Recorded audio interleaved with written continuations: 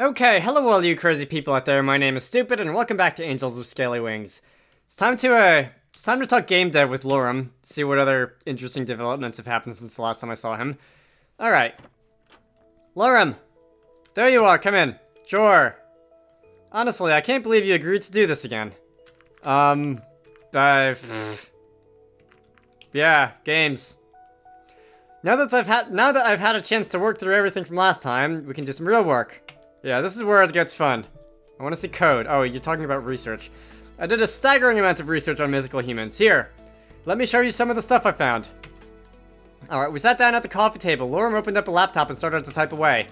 Seeing the laptop brought back memories. In our world, that had become obsolete a long time ago. Before I show you these images, I should probably tell you that some of these are really weird. Just don't take them the wrong way. You already told me about the four-headed human, so I think I can handle this. Alright. I've seen worse.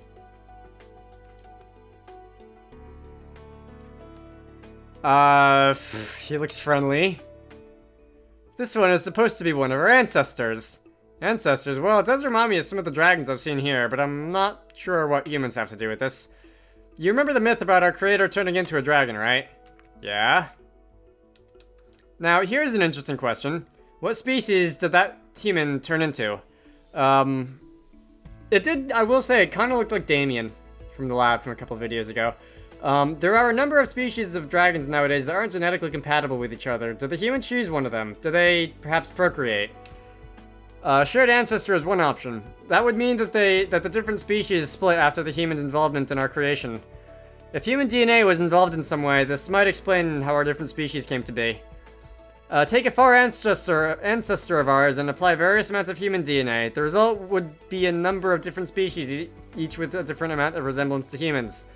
Okay.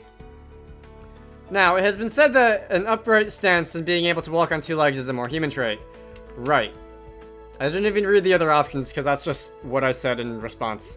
In any case, it's one of the things that makes humans unique. As a result, some people believe that certain species share more traits with humans than others. Yes, I think we've established that. They think it makes them more noble or something, which I feel like shouldn't surprise me. Luckily, this doesn't happen often. You can walk on two legs as well, right? Sure, in this theory of shared human DNA, this puts me somewhere in the middle, since I have the wings and the horns. I can see that. Here, look at this one. Someone's had a bad hair day. Just a little. I don't want to live in the same town as this fellow.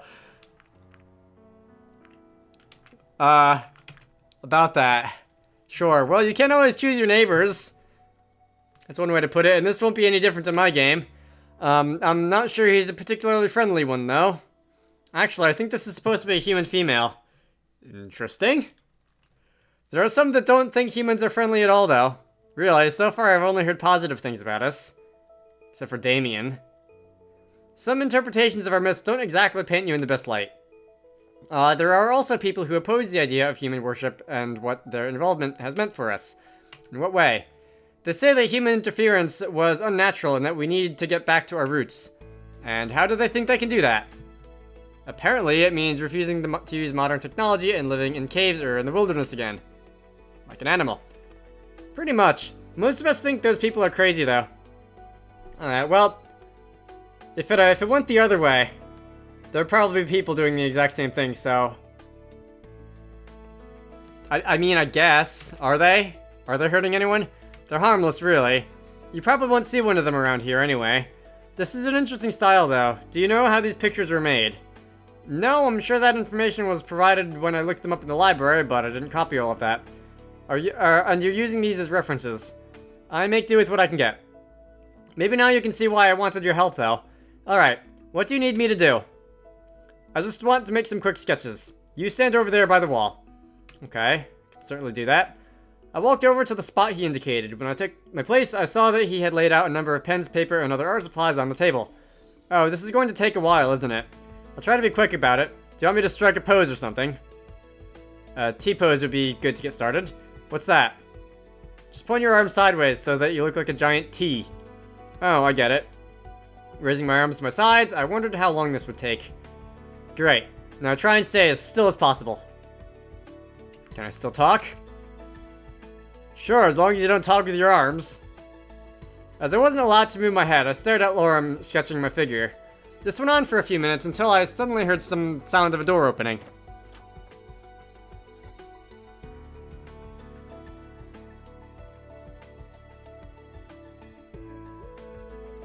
Hey, Lorem. Alright, the human was going to visit today. I totally forgot about that. You don't mind if I take a seat, right? You just want to study stupid. Like you aren't doing that right now. Besides, the room is big. The room is mine as much as it is yours. I'll just watch and be quiet. Is this the other nerd? I thought you had experiments to run. I was. He briefly mentioned that he was living with some other nerd at some point a while ago. And they are running. I'd rather not be confined to my tiny room for the next 2 hours, staring at the ceiling and waiting for them to finish.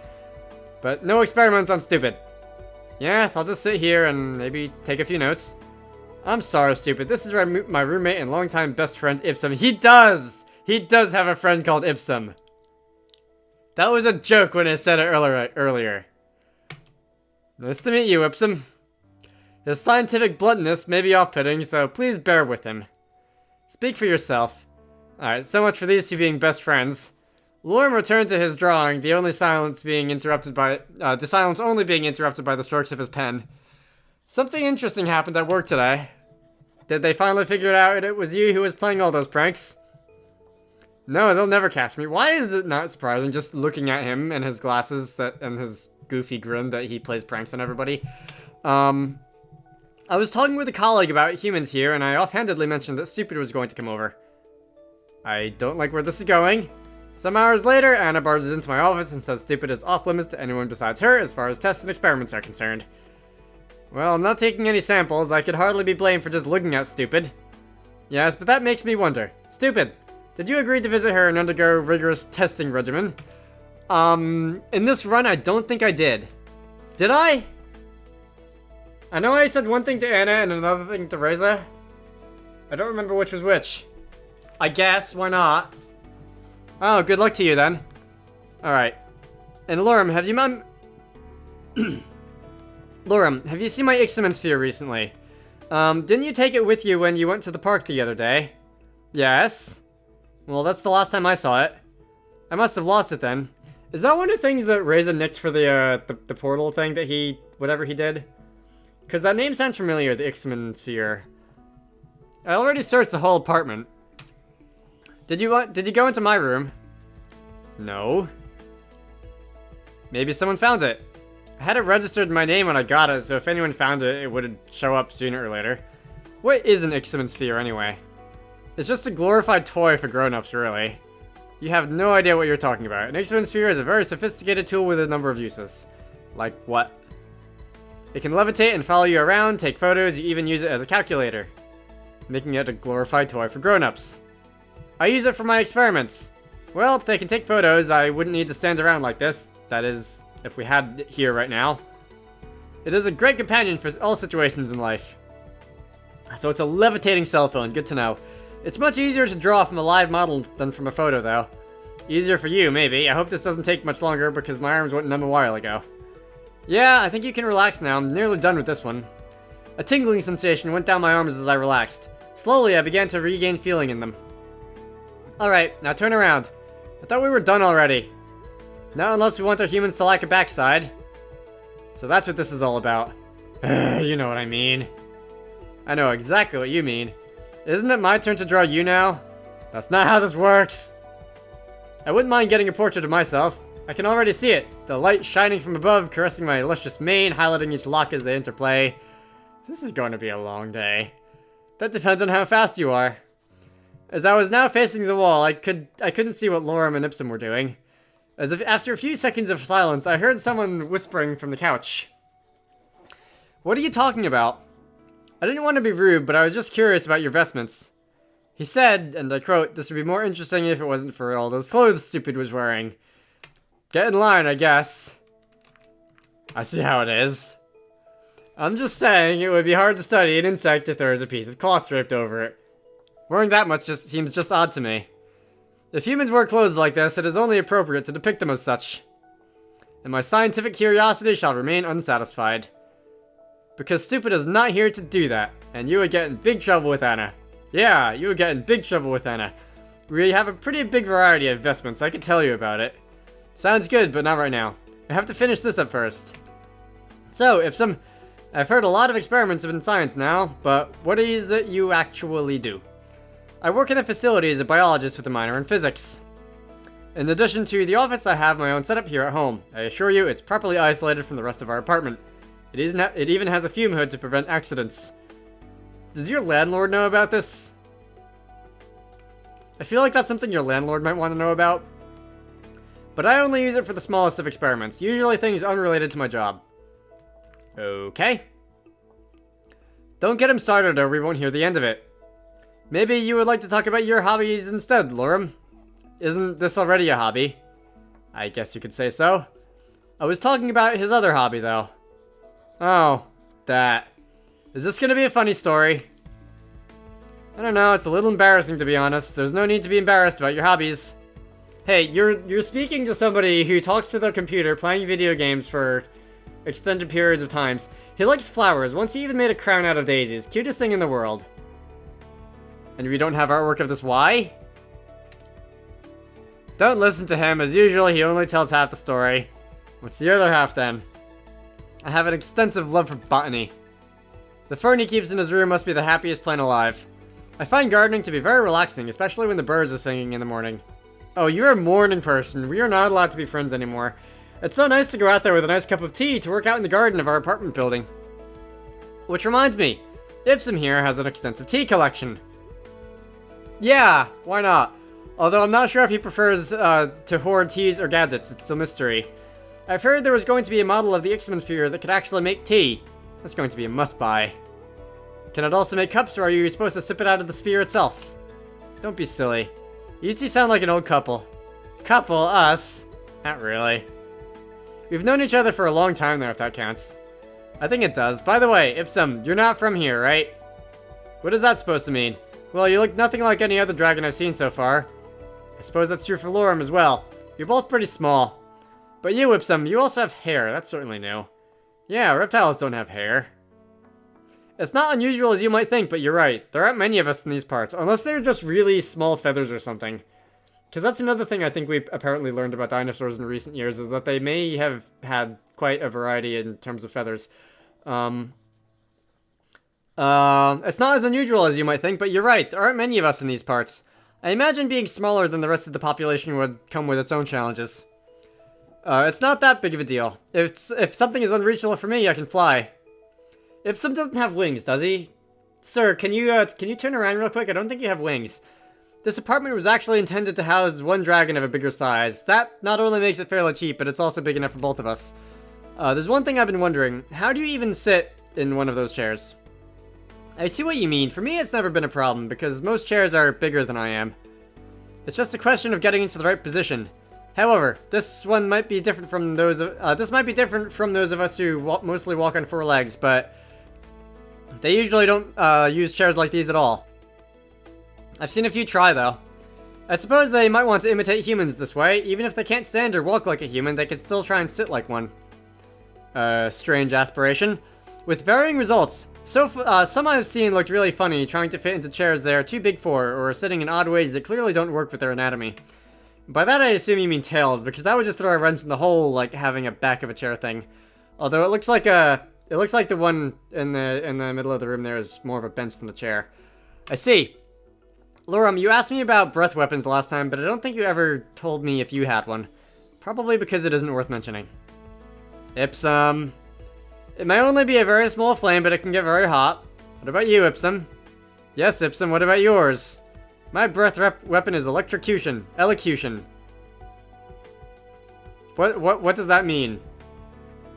You're under the false impression that I studied for the SAT. Since words are more important than anything else. Okay, so I assume you mean, like, speaking. Same as mine. Yeah. Hey. Alright, I'm done with this one. You can turn around. Really, but staring at the wall was so much fun. Let's make one more. Make something dynamic. How dynamic are we talking about? Something that isn't static like the reference models I just did. You can strike a pose. Something that's just you. Alright. What kind of pose should I go for? Swimwear pose. I was thinking running, but... Okay. Alright, what about this? Works for me. By the way, did you get the groceries when you came home from work? Yes, just as usual. Are you sure they're not... Are you too sure you're not in a relationship? I certainly am. Actually, Ipsum is just deeply in love with his home laboratory. Oh, really? I'm not even going to deny that. When I'm working on something at the office, I do so in here. When I'm not working on something at the office, I do so here. What are you currently working on? I've been looking into the physics of teleportation. That comes in handy, I'm sure. You're talking about the portal, right? Well, I don't have permission to even approach the portal, so I have to resort to a theoretical discussion on its mechanics and make do with what I have... Make do with what I can pull off in my home laboratory. Maybe I could tell you a few things. That won't be necessary. I already have read all the available test reports. Okay. Are you aware that using the portal could be incredibly dangerous? I'm not sure what you're talking about, and also yes.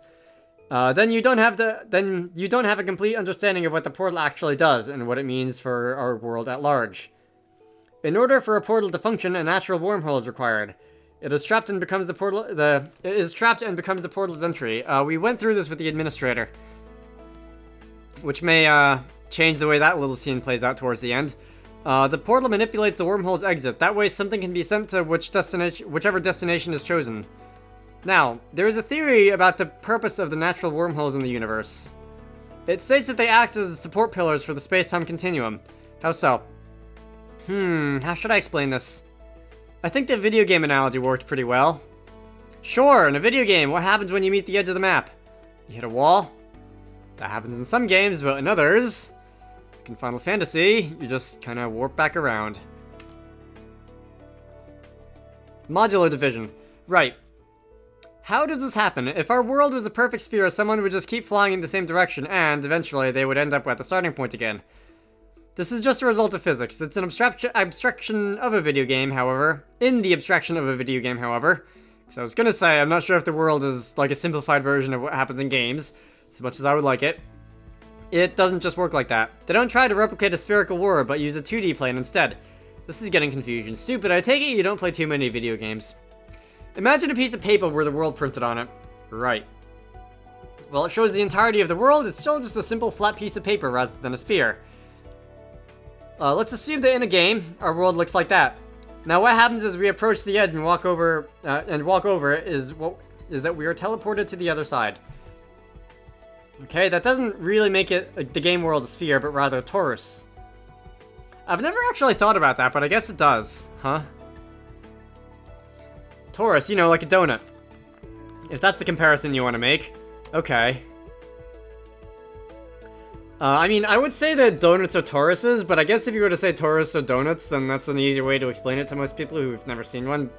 But otherwise, yeah, let's go with that. Now, things are going to get really complicated. Are you familiar with the world map's interpretation of quantum mechanics? The many worlds interpretation... World maps. The many worlds interpretation of quantum mechanics. Let's say I'm not. It states that every single time a choice is made by an actor that possesses free will, the universe splits off into different branches. This means that for every choice you have made, there is a branch of the universe where you made the different decision. Which is a weird analogy for a visual novel that's like, got choices built into it.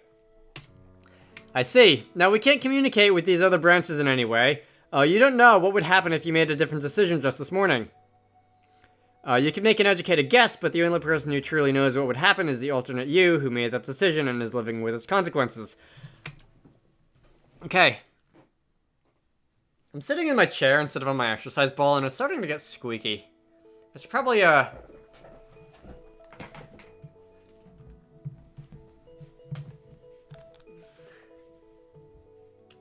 Yeah, I like the exercise ball in general because it forces me to actually do things like sit upright, but especially while I'm recording, it's a little bit quieter. That is, unless we could communicate with those other branches. However, there is a barrier that prevents us from doing that. This barrier is made of wormholes. It's very similar to the torus model used in games. As we approach the edge of our world, the barrier causes us to end up on the other side instead.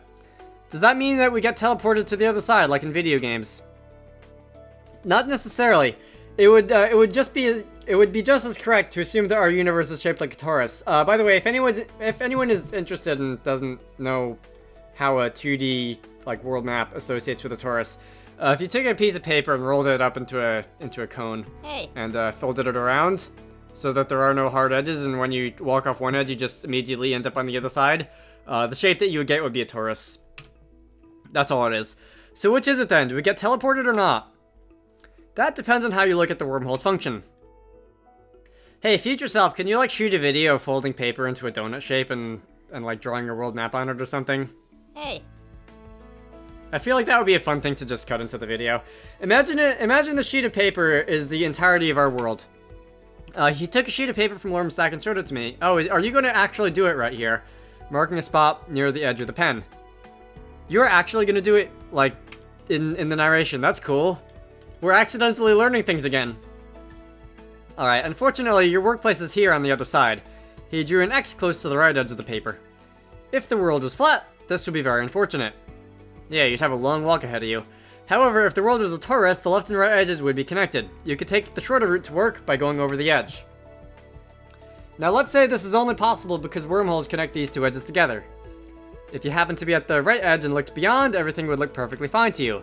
Given that these wormholes stay in their place, you would never know that the wormhole is actually flat, and that you can only travel to the other side because the wormholes connect the edges.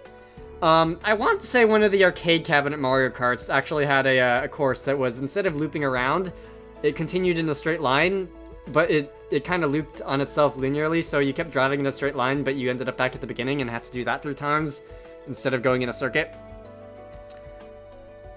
I've never played arcade Mario Kart, but I think that's what I found on the Super Mario Wiki a long time ago. You wouldn't think that the world is a torus. Right. However, what if the wormholes don't actually bring you to the other side by teleporting you, but instead they just bend the paper into the torus shape and hold the edges together? If these wormholes failed or were displaced, the paper would unfold, throwing the world into disarray. That's what the wormholes in the barrier actually do. They are what hold everything together. So they're really more like glue. If it wasn't for them, the overall construct would collapse in on itself. What construct? The entirety of space-time. Now, if these theories are true, then it would mean that using a portal damages the barrier. Each time the portal is activated, the wormhole used for teleportation is displaced, leaving a small gap where it used to be. Water time.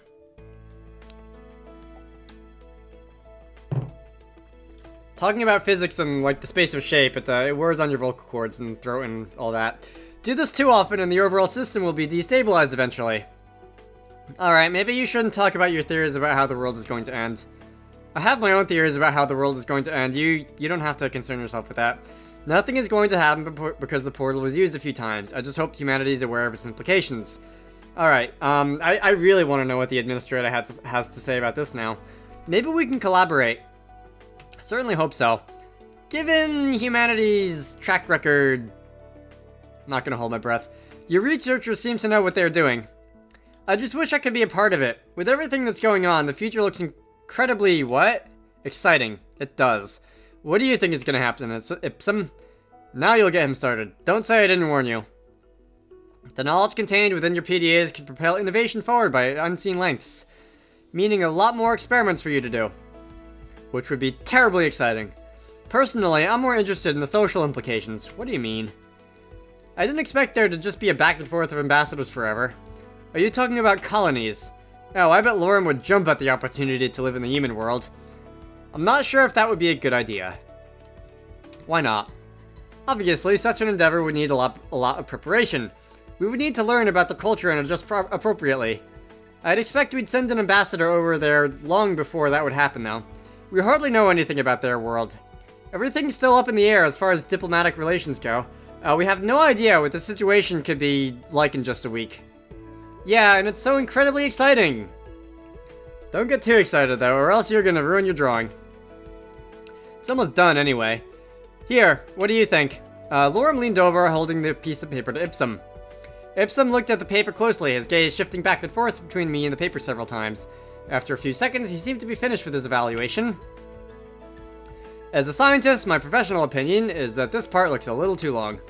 He pointed a sharp claw at the part of the paper Lorem was holding. Are you sure? Let me see. If I wasn't sure, I wouldn't have said it. I think you're right. That I am. Alright, what did you do? Do I have, like, gargantuan arms or something? I have gargantuan arms, don't I? Lorem reached for his eraser, purging a few lines from the paper before he switched to his pen again. And it's done. See, what would you ever do without me? I don't think I'd hear as many explosions in the middle of the night. I thought you said this was safe. I guess if your landlord didn't know before that you had a fume hood in your spare room or whatever, they sure know now, right? You were happy about it when you forgot to set your alarm that one time. Suddenly, the sound of the alarm resounded throughout the room. Oh, my experiment is done. And there he goes. Charming fellow, isn't he? Yeah, he sounds fun. Fun is the right word. He certainly keeps things interesting around here, and he's a good art critic. I can imagine. Anyway, looks like we're done here. Phew. It feels good to be able to move again. Would you like to stay for dinner? It'd be the least I can do to compensate for your lost afternoon. Wouldn't this be like my second dinner? Which I'm okay with. It's getting late and I probably shouldn't stay out this long. I'll have to decline for now. Okay, well, I gotta do something for you at least. Maybe some other time. Thanks for doing this at any rate. It's been a huge help. Yeah, I know. Don't worry about it. Really. Okay, so you're gonna screw off. And once again with your hour-long goodbyes. And that looks like chapter 3. Grief. Okay. Judging by that card, do we get to learn more about Remy? I mean, yeah, Remy. Wasn't sure if I got him or raise it backwards again. Wouldn't be the first. Anyway, 27 minutes on this recording. I'm gonna go end this off here. So, let's see, is this choice time? No, this is narrative time. In the next part, narrative. My name is Dragonite. God. My name is Stupid. This has been Angels with Scaly Wings. In the next part, narrative. I will see you all later.